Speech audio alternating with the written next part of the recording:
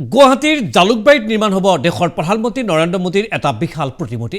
নবীন বৰা নামৰ এগৰাকী ব্যৱসায়ীয়ে নিৰ্মাণ কৰিব এই সুউচ্চ প্ৰতিমূৰ্তিটো। প্ৰায় 200 কোটি টকা ব্যয় সাপেক্ষে নিৰ্মাণ কৰা হ'ব এই বিশেষ প্ৰতিমূৰ্তিটো, যিটো প্ৰতিমূৰ্তিৰ উচ্চতা হ'ব 250 ফুট। মহানগৰীৰ জালুকবাৰীত নিৰ্মাণ হ'বলগীয়া প্ৰতিমূৰ্তিটোৰ নক্সা ইতিমধ্যে তৈয়াৰ কৰা হৈছে। 6খন ছাদৰ ওপৰত প্ৰতিষ্ঠা কৰা হ'ব প্ৰতিমূৰ্তিটো। নৰেন্দ্ৰ মোদীৰ প্ৰতিমূৰ্তি নিৰ্মাণক কেন্দ্ৰ কৰি ইতিমধ্যে ৰাজ্যত সৃষ্টি হৈছে তীব্ৰ বিতৰ্ক। প্ৰতিমূৰ্তি নিৰ্মাণৰ বাবে বৰ্তমানলৈকে আনুষ্ঠানিক অনুমতি লাভ কৰা নাই নবীন বৰা নামৰ ব্যৱসায়ীগৰাকীয়ে। এই ক্ষেত্ৰত প্ৰকল্পটোৰ বিতং তথ্য ইমেইল যোগে প্ৰেৰণ কৰা হৈছে দেশৰ প্ৰধানমন্ত্ৰী নৰেন্দ্ৰ মোদীলৈ। প্ৰশ্ন হয়, ব্যৱসায়ী নবীন বৰাই প্ৰতিমূৰ্তিটো নিৰ্মাণৰ বাবে ক'ত পাব 200 কোটি টকা? উল্লেখযোগ্য যে প্ৰতিমূৰ্তি নিৰ্মাণ কৰিবলগীয়া স্থানত আছিল এখন বিশেষ বজাৰ, কিন্তু লক্ষণীয়ভাৱে সেই স্থানৰ পৰা উঠাই দিয়া হৈছে এই বিশেষ বজাৰখনো। অভিযোগ অনুসৰি সেই স্থানত দোকান দিয়াৰ বাবদ ব্যৱসায়ীৰ পৰা ধন সংগ্ৰহ কৰিছিল নবীন বৰাই। অৱশ্যে এই অভিযোগ একখাৰে নস্যাৎ কৰিছে নবীন বৰাই। ইতিমধ্যে শিল বালি পেলাই প্ৰতিমূৰ্তি নিৰ্মাণৰ যাৱতীয় কাম কাজ আৰম্ভ কৰিছে নবীন বৰাই। 2-3 বছৰৰ ভিতৰত প্ৰতিমূৰ্তি নিৰ্মাণ কৰি ওলোৱাৰ প্ৰস্তুতি সম্পূৰ্ণ কৰি তুলিছে নবীন বৰাই। আৰু ইতিমধ্যে এই প্ৰতিমূৰ্তিটোক লৈ ৰাজ্যত সৃষ্টি হৈছে ব্যাপক প্ৰতিক্ৰিয়া। যিটো স্থানত এই প্ৰতিমূৰ্তিটো নিৰ্মাণ কৰিবলৈ আৰম্ভ কৰা হৈছে বা যি স্থানত এই প্ৰতিমূৰ্তিটো বহুৱা হ'ব, সেই স্থানৰ পৰা সুধাকণ্ঠ ডক্টৰ ভূপেন হাজৰিকাৰ সমাধিক্ষেত্ৰলৈ মাত্ৰ কেইগজমান দূৰ। ভূপেন হাজৰিকাৰ সমাধিক্ষেত্ৰ থকা জালুকবাৰীৰ সেই বিশেষ অঞ্চলটোত কি যুক্তিত দেশৰ প্ৰধানমন্ত্ৰী নৰেন্দ্ৰ মোদীৰ প্ৰতিমূৰ্তি স্থাপন কৰিবলগীয়া হ'ল, তাক লৈ প্ৰশ্ন উত্থাপন কৰিছে একাংশ সচেতন ব্যক্তিৰ লগতে বিৰোধী দলৰ নেতাসকলো। আহক চাই সম্পৰ্কত কি ক'ব খুজিছে লুৰিণজ্যোতি গগৈয়ে।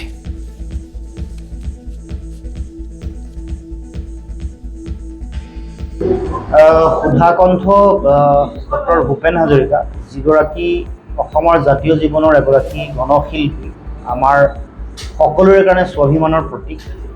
সেইগৰাকী শিল্পীৰ সমাধি ক্ষেত্ৰ আমি বিচাৰোঁ যে আমাৰ সকলোৰে কাৰণে এটা উদাহৰণ হৈ থাকক, আমাৰ সকলোৰে কাৰণে স্বাভিমানৰ প্ৰতীক হৈ থাকক।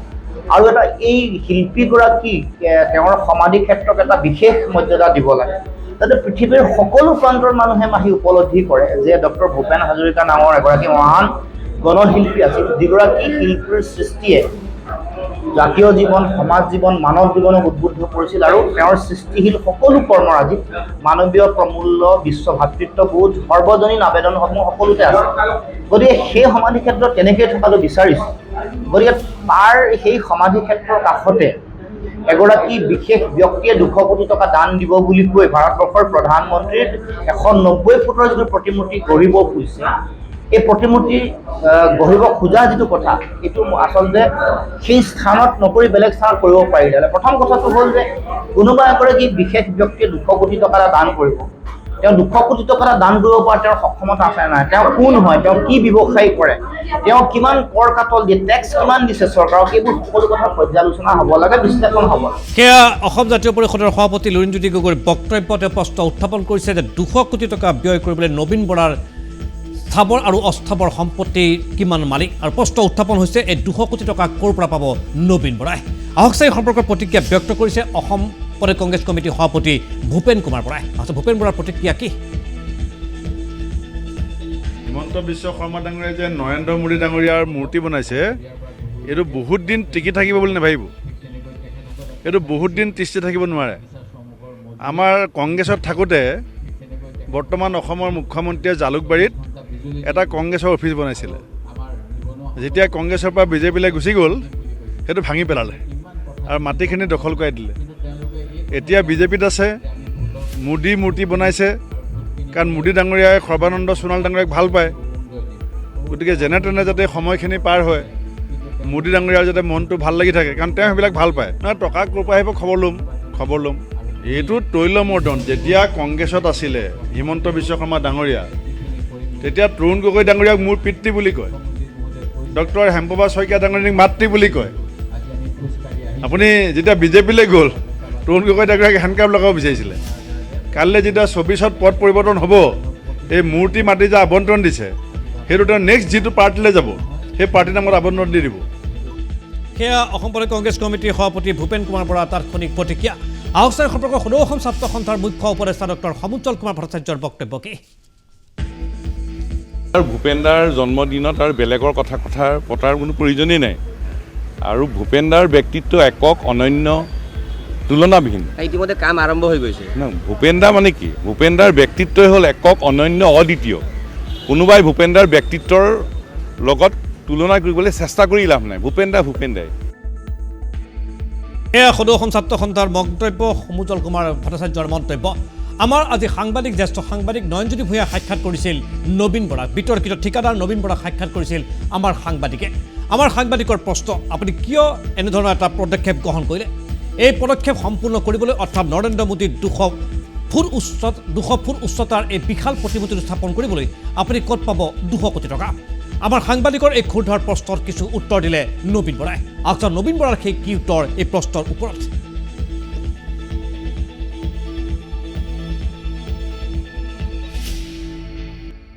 প্ৰধানমন্ত্ৰী নৰেন্দ্ৰ মোদীৰ সুউচ্চ এটা প্ৰতিমূৰ্তি নিৰ্মাণৰ কাৰণে ইয়াতে পদক্ষেপ গ্ৰহণ কৰিছে নবীন বৰা নামৰ এজন ব্যৱসায়ীয়ে।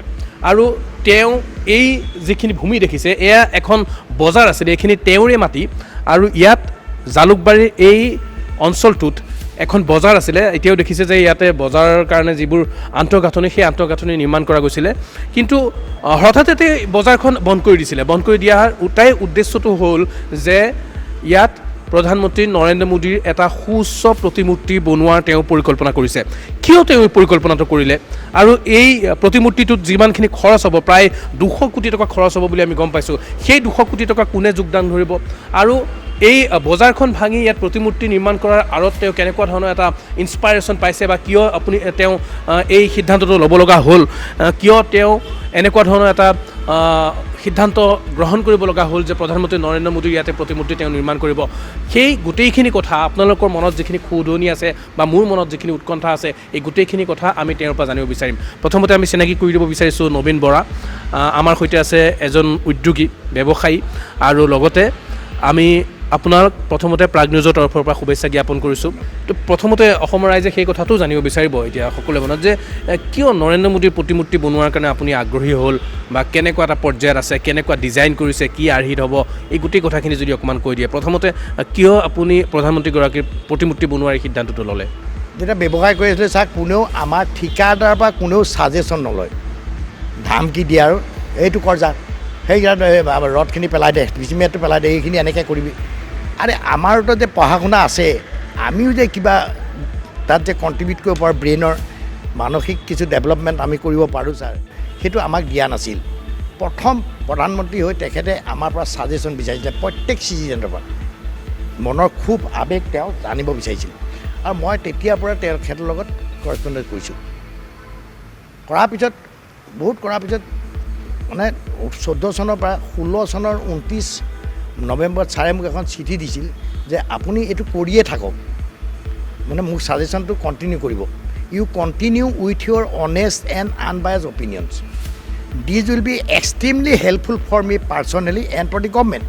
জয় হিন্দ নৰেন্দ্ৰ মোদী। সেই চিঠিখনত মোক বহুত সান্তনা দিছিল। মই সেই চিঠিখন পোৱাৰ পিছত মই বহুত ভাল লাগিছিল, আৰু সেইখন মই ধুনীয়াকৈ বান্ধি মেলি এতিয়াও থৈ দিছোঁ অফিচত। আৰু মই ভাবিছিলোঁ কেতিয়াবা যদি চান্স পাওঁ মই ছাৰৰ হৈ কিবা কৰিম। এতিয়া ধৰক কথাটো এনেকুৱা যে আপোনাৰ এই পদক্ষেপক লৈ বহুতে সঁহাৰি জনাইছে, কিছু আকৌ সমালোচনাও কৰিছে। তাৰ মাজতে আপুনি নিজেই অকলশৰীয়াকৈ আগবাঢ়ি গৈ আছে। আৰু এই মাটিখিনিত যদি তেনেকুৱা এটা হয়, নিশ্চয়ভাৱে গোটেই দেশবাসীৰ কাৰণে কিন্তু এটা লেখত ল'বলগীয়া এটা নিৰ্মাণ কাৰ্য হ'বলৈ গৈ আছে। এতিয়া ধৰক মই সমালোচকৰ দৃষ্টিৰে সুধিব বিচাৰিছোঁ কিছু কথা, যে বহুতে এইটো সুধিছে যে সুধাকণ্ঠ ডক্টৰ ভূপেন হাজৰিকাৰ এটা প্ৰতিমূৰ্তি ইয়াৰ কাষতে আছে, সমাধিস্থলীত আছে, বা আপুনি আমাৰ বহুকেইজন বৰেণ্য ব্যক্তি আছে, শ্ৰীমন্ত শংকৰদেৱী কওক, মাধৱদেৱী কওক, বা অন্যান্য বিভিন্ন ব্যক্তি আছে, তেওঁলোকৰ এজন অসমীয়া লোকৰ বা অসমৰ বা উত্তৰ পূৰ্বাঞ্চলৰ এজন বীৰ বীৰংগনাৰ প্ৰতিমূৰ্তিৰ পৰিৱৰ্তে প্ৰধানমন্ত্ৰীগৰাকীৰ প্ৰতিমূৰ্তি বনোৱাৰ সিদ্ধান্তটোত আপুনি কেনেকৈ সেইখিনি ল'লে? কিছুমান বস্তু আপুনি চাওক, আপোনাৰ মই আচলতে এইখিনি অহা মোৰ মূল মন্ত্ৰটো আচলতে ক'ব নাপায়, আচলতে মই কৈ দিছোঁ ইয়াত। কাৰণ মই অকলে থাকোঁ, মোৰ অৰ্গেনাইজেশ্যনটোৱে হ'ল প্ৰপাৰ্টিয়েল কনচাৰ্ণ, ইয়াত কাৰো অনুমতি নালাগে।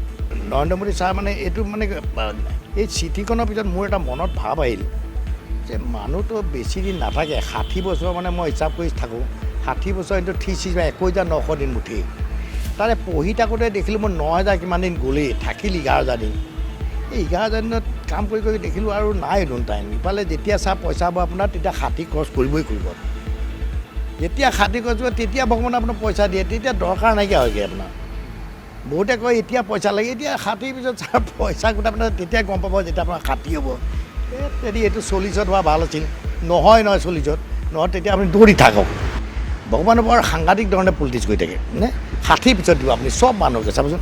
এতিয়া মই দেখিলোঁ এতিয়া 60 পিছত 64 হ'ল এতিয়া মই দেখিলোঁ যে 16ৰ পৰা এইপিনে চাওক দেই, 16তে ছাৰে দিলে, 16, 17, 18, 19, 20, 21, 22, 8 বছৰে সোমাল। 8 বছৰ গ'লে আৰু 8 বছৰ গ'লে গুচিয়ে যাম দেখোন।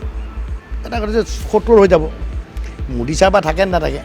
আৰু মানুহক সন্মান কৰিলে যাকেই নকওক জীৱিত কালত কৰক আপুনি। মৰাৰ পিছত আৰু ফুল অলপমান এনেই দলিয়াই দিয়ে, চাবচোন বহুতে দলিয়াই, এদিন নাই পিছত আৰু কি মানুহটোৱে গমেই পোৱা নাই নবীন আহিছে নাই, হয় নাই কওক। এইবিলাক নাটংকি মই ভাল নাপাওঁ, কিবা আছে যদি জীয়াই থাকোঁতে দিয়ক যি দিয়ে। এতিয়া ধৰক আপোনাৰ আমাৰ ৰাইজক কওক যে কিমান প্ৰজেক্ট কষ্টটো কিমান হ'ব, কিমান উচ্চতাৰ হ'ব, কি ধাতু দি বনোৱা যাব, কোনোবা কোম্পানীৰ লগত কনচাল্ট কৰিছে নেকি, এই গোটেই কথাখিনি কেনেকুৱা ধৰণৰ? মই তাৰমানে এনেই মই কনষ্ট্ৰাকশ্যনত 40 বছৰ আছে, মোৰ বহুতে অভিজ্ঞতা আছে। মোৰ হোটেলখনো কমপ্লিট ডিজাইন মোৰ চাই গৈ চাব, ইট ইজ ডিফাৰেণ্ট। ইয়াতো মই চাই কি হ'ল, মই যদি মানে RCCও মই পাৰিম ছাৰ, কিন্তু তাত ছাৰ ব্ৰঞ্জৰ মাৰিব লাগিব প্লেট, সেইটো মই জীৱনত কৰিয়ে পোৱা নাই ছাৰ। আৰু ইয়াত নাই কোনো একচুৱেলি ক'ব পাৰে বোধে, কিন্তু মই পঢ়ি চালোঁ ছাৰ, আপুনি চাব গুগলত চাৰ্চ কৰি, এইটো অকল L&Tহে কৰিছে যাৰ ইউনিটি অফ ষ্ট্ৰেংথ, তেওঁলোকে সেইটো অকল তেওঁলোকে অভিজ্ঞতা আছে। গতিকে মই মানে তেখেতৰ কৰেছপণ্ডেণ্ট কৰিছোঁ, আৰু দৰকাৰ হাতে ভৰিয়ে ধৰিমগৈও দৰকাৰ, কিন্তু এইটো হ'লে তেওঁলোকে এইটো কৰিব মোক হেল্প, মই চিয়'ৰ মানে কথা পতা হৈছে ধৰক বা দিব বিচাৰে, কাৰণ মই টেকনিকেল এইটোৱে ল'ম, মই পইচা বিচাৰিতো নাযাওঁ। কিমান টকাৰ প্ৰজেক্ট এইটো ধৰক আপোনাৰ আনুমানিক কিমান খৰচ হ'ব? এইটো ছাৰ আমি 200 কোটিমান টকাৰ বাজেট কৰিছোঁ, তাতকৈ মানে তাতে সীমাবদ্ধ কৰিম আৰু ইমানত হৈ যাব ছাৰ। এতিয়া 200 কোটি টকাটো কোনে খৰচ কৰিব? এইটো আপুনি নিজে খৰচ কৰিব? নিজে খৰচ হৈছে। ইমানখিনি ক্ৰেডেঞ্চিয়েল আপোনাৰ আছে? আছে ছাৰ, আৰু গোটেই ডিটেইল মই ক'ৰ পৰা কেনেকৈ চ'ৰ্চ অফ ফাণ্ড মই ছাৰলৈ পঠিয়াইছোঁ, PM মোদী ছাৰ অফিচলৈ। সেয়া দেখিবলৈ পালে আপোনালোকে উদ্যোগী নবীন বৰাৰ সৈতে আমাৰ সহযোগী আমাৰ সতীৰ্থ সাংবাদিক নয়নজ্যোতি ভূঞাৰ এক্সক্লুচিভ সাক্ষাৎকাৰ।